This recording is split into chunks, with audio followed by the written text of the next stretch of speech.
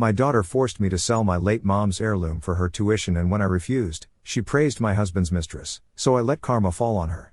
Hi, I, 45, female, am writing this post today to seek advice on a situation that happened with my daughter, Chloe, 19.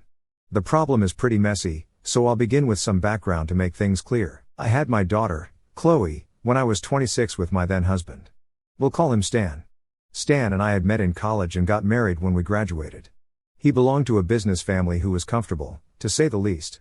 His mother was a cancer victim and had passed when he was young, with his dad raising him all alone. My father-in-law, Mark, 65, had always treated me like his own daughter and even stood up for me in front of his own family at times. So, after I had Chloe, things got bad between me and Stan, with him barely staying home. When Chloe was 3, we were on the verge of getting divorced, but Mark put us into marriage counseling, and we were able to make it work. But things had changed drastically, feeling fake and like a pretend version of who we were before. The time before the divorce had also affected Chloe a lot, so Stan and I decided to be civil to each other and make our marriage work for our daughter. Chloe grew up in a house with a full set of parents who loved her a lot but didn't love each other. Stan was handling his family business, and I was working as a graphic designer, both contributing to the household so that Chloe would never feel a day of financial adversity. And she turned out to be a good child, making things work for herself. By the time KH0 turned 17, mine and Stan's arrangement had hit a rough patch, with him revealing his affair of 5 years with his secretary. That woman had been with us for almost 10 years, and her backstabbing felt like a betrayal from family. It stirred up a lot of drama at our house, with Mark almost kicking Stan out of his will over his reckless behavior. I decided from that day on to separate from Stan and finally file for a divorce because I was too tired to continue the charade. Chloe didn't say anything but surely felt the brunt of it because she was the one who had to shift homes every weekend, living mostly with her dad and his side piece. After all, his house was closer to the school. I tried to do whatever I could to make it easy for her, from providing her with the best of everything to making sure I wasn't having fights whenever I saw Stan. By the final year of high school, Chloe had decided to get into the family business just like her father and grandfather. And Mark had secretly told me that he was planning on opening a new company under Chloe's name and handing it over to her after she graduated from college. She had worked extremely hard all that school year and was able to get into a decent business school. She wasn't able to get any scholarship or financial aid and was expecting us to pay, which I was willing to do as a parent by giving half the tuition, with Stan giving the other half. During this time, Stan's side piece had announced her pregnancy. I had started saving up, and after gathering funds from my other savings, I was able to collect the 50%. An incident happened during her final year which led to us having some distance. So, as I mentioned, I had paid extra attention to being there for Chloe after mine and Stan's separation. Chloe plays excellent piano and had a talent show for the seniors. It was on a weekday, so both Stan and I had decided to attend. On the day of the event, I got stuck at work due to some reason and called Stan to ask if he was there at Chloe's recital. He told me that he was also with his girlfriend at the hospital because the doctor's visit had taken longer than expected and thought it was okay because I was there. I panicked at the thought and called Mark to ask if he could go to the recital, but he didn't answer his phone as well. Both Stan and I rushed out of our situations as fast as we could and reached by the end of the show. Chloe had won but had no one from her family there, so we found her heading home on her own. And when she saw us, she quietly got in the car, and we tried to ask her about it, to which she replied pretty rudely, which was fair. When I was about to drop her and Stan at his house, she made a remark about how it was okay for him to be late because he was looking after the mother of his child, whereas I prioritized work over my child. I was very hurt by this, but I didn't say anything because I knew this was coming from a place of hurt. I told her I would make up to her and took her to lunch at her favorite place that weekend, but I don't think things were the same between us after that. After her finals, Chloe came to my house for a long vacation as my husband's mistress was pregnant and needed more room. One afternoon at lunch, Chloe asked me if I was going to pay for her college so that she could provide me with a detailed list of the expenses. She said that with a new child coming into his family, it was kind of obvious that he wasn't going to pay such a huge amount. I was a little stressed at this and told Chloe that I didn't have that kind of money and that it wasn't fair of Stan to practically throw away his first child just because another one was on the way. She replied that she was okay with her dad not being able to pay and had no grudges against him or his girlfriend and practically begged me to find a way to help her pay, or she would have to get a student loan. I suggested that the loan was a good idea because we actually lacked funds, but she got upset and left. I think she was expecting me to pay for it all instead of having her take a loan. I thought I should give the space she needed and didn't initiate a conversation with her for the rest of the day. The next whole morning, Chloe was missing, so I called her and got to know that she was out with a friend and would be home soon. She came back around lunchtime and was looking very excited. When she approached me, I asked her the reason for her happiness, and she proceeded to place this necklace on my table. The necklace she placed was a blue sapphire necklace that belonged to my late mother. We weren't rich or even comfortable back when I was a child, and this pretty expensive necklace, which had been passed down in our family since my great-great-grandma, was considered a lucky charm. I asked Chloe where she found the necklace, and she told me it was in the attic with my mom's other stuff. She said she got the necklace checked by a friend and realized it was valued a lot. She continued that now I could pay her college fees in full by selling this necklace. I was taken aback by her statement because this was something passed on to me and had been in my family for generations, and it felt weird that my own daughter, who was going to inherit this in the future, wanted me to sell it when it wasn't even necessary. I looked at Chloe and how excited she was, but I decided to break her excitement by telling her that there was no way I was going to sell this family heirloom as it was sentimental. She came up with the argument that it was of no use if it couldn't help her as she was family, but I very sternly said no to her and wished for no further discussion on this. She got upset and went to her room, and when I went to check in on her, she was packing her bags to stay with her dad. I tried to convince her that it wasn't as big of a deal and that we could find a way out, but she straight up said no and left. Chloe's graduation day was approaching, and I obviously was expecting an invite to her school, but what I received was an invite for the after-party organized at Stan's house. I thought it must have been a mistake and texted Chloe, but she said that the school allowed only one parent as she was going to take her father, which I very half-heartedly accepted. Later on graduation day, I was hurt by Chloe's Instagram post in which she had pictures of her graduation ceremony with Stan and his mistress. I decided to just get through with the day and not make it about myself. The graduation party was very normal, like nothing had happened. Mark did come to console me about Chloe not taking me with her to the graduation ceremony, but I brushed it off as me being sick and unable to attend. When it was time for the speech, Chloe took center stage and began thanking everyone. She was going on about how her to-be stepmother was a lucky charm and the reason for her success. She kept going on about Stan and his new family, and I thought I would be mentioned somewhere, but the speech ended with nothing about me. I was heartbroken by this, and Mark could see on my face how dejected I was. He immediately went to Chloe to talk to her and left within a few minutes after what looked like a heated argument from afar. Chloe then came to me and asked if we could talk privately, and we both went to her room. I thought she wanted to apologize for everything, but she began screaming and blaming me for ruining her special day because her grandpa Mark had confronted her about not crediting me for her success. And when she told him how he shouldn't interfere when he didn't know the whole story, he replied that he did know everything and stormed out. She kept calling me a tattletale for ratting her out to Mark and spoiling her relationship with him. I told her it wasn't me who told him about our conversation, but she wasn't willing to listen and asked me to leave as soon as I could. I was devastated by it all and left after getting myself together. Later that night, I got a call from Chloe crying, asking me to come to Stan's house as soon as possible. I got a little tense and drove to his house immediately. I went in and saw Stan, his side piece, and Mark sitting on the couch with Chloe standing by the side in tears. I asked what was going on and got to know that it was Stan who had called Mark the day Chloe went to his house after her fight with me, asking him for either some money for her college or asking him to convince me to pay the full price. Mark got angry at Stan for using me just because he didn't wish to pay for his own daughter and shut him up. Since that day, those two weren't on talking terms, and after Chloe didn't take my name and gave a stupid justification for that, Mark was pushed over the edge and told Chloe something she didn't wish to hear. But first, he asked me to tell him the truth about what had happened between me and Chloe. I told him everything, and he was appalled, as I was, at the thought of selling a family heirloom when it wasn't necessary. He then got up and proceeded to berate Chloe for treating me like this and then took out the papers of the company he had planned for Chloe, which was going to be her graduation gift. He told Chloe about it and went ahead to tear it in front of everyone, saying that he was wrong in his judgment of Chloe being a good kid and that there was no way he was going to spoil her with a silver spoon anymore. Everyone was shocked at this, and Volo began crying hysterically, begging Mark not to be so harsh with her.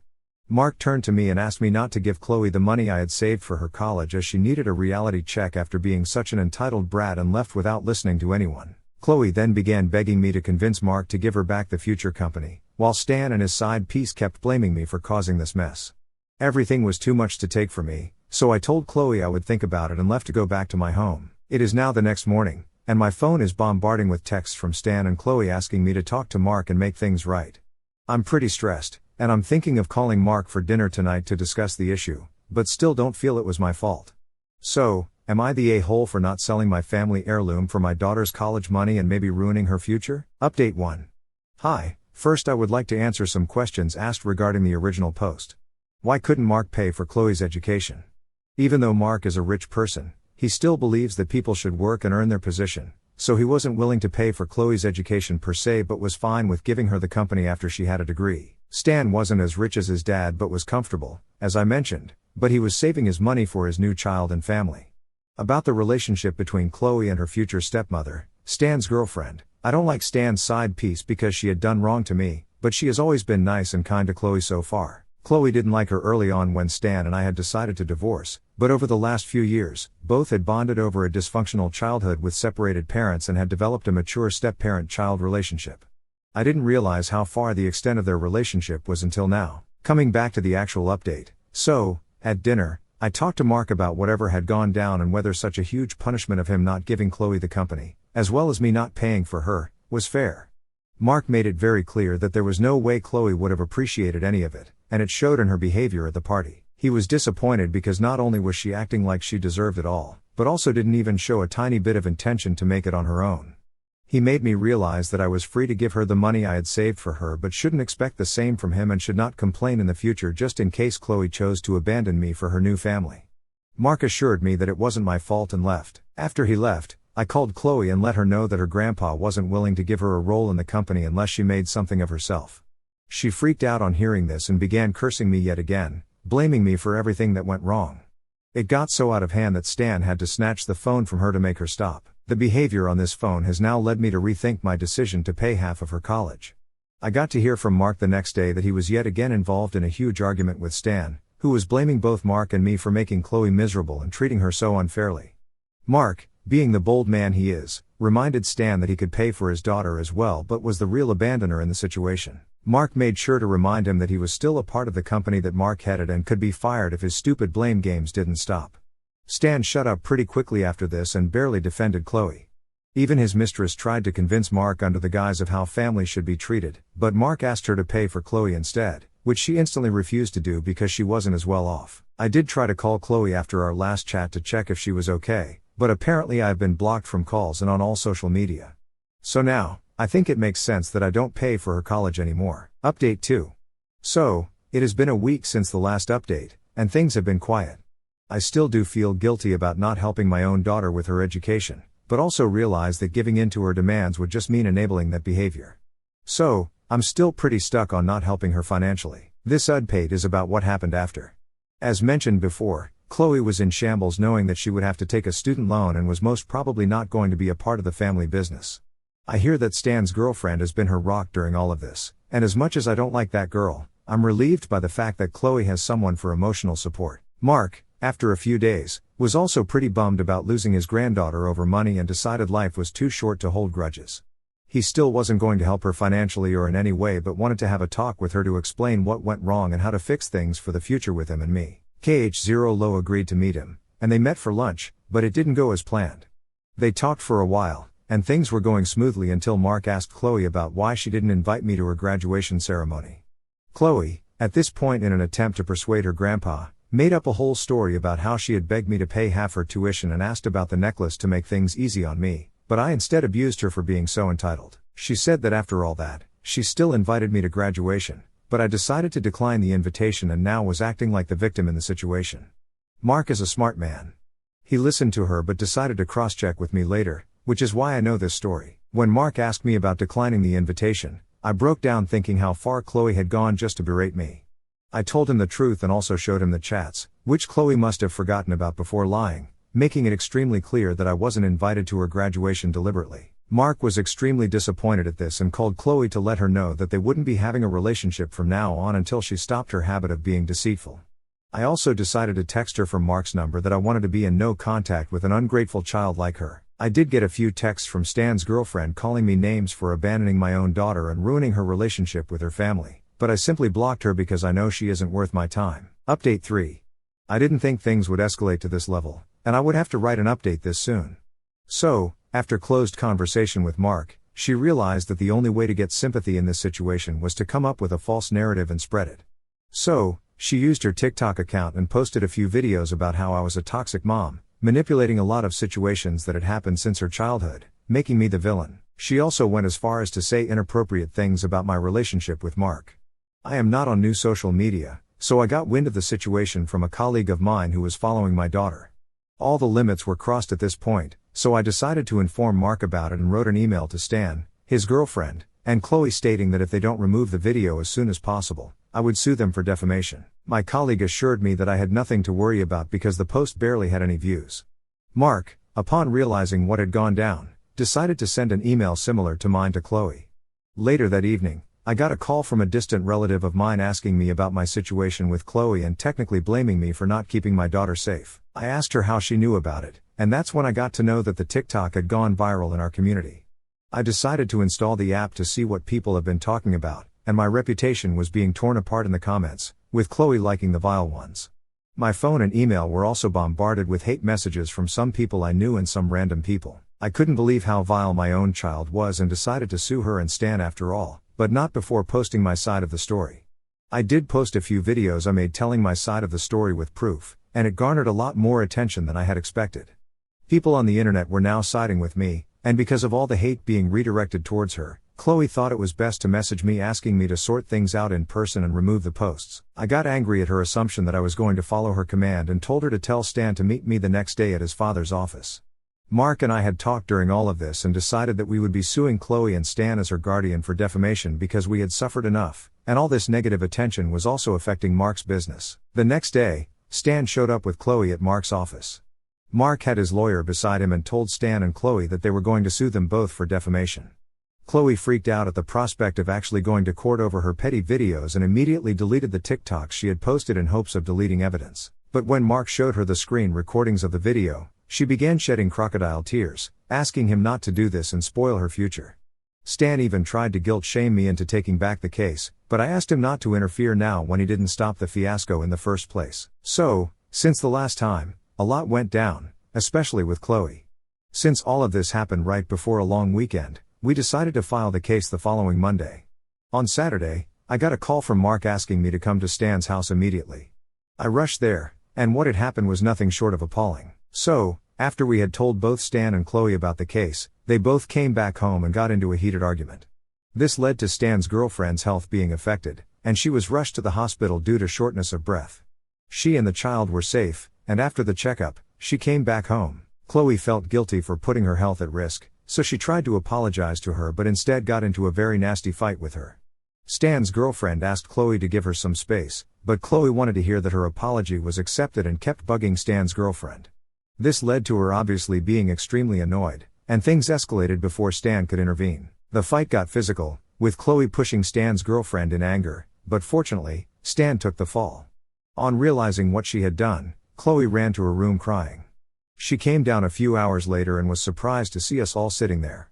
She knew this was about what she had done and immediately apologized to Stan's girlfriend, stating her behavior was inexcusable. Stan, at this point, spoke and asked Chloe to leave their house as soon as she could because he still thinks that she is a threat to his pregnant partner and unborn child. Chloe was shocked at this and tried to apologize again, only for Stan's girlfriend to let her know that this was the only option they were giving her. Seeing what Chloe had done, she brought this on herself, but I still found it harsh. Mark offered Chloe to stay with him for the time being, which she accepted because she had no other option.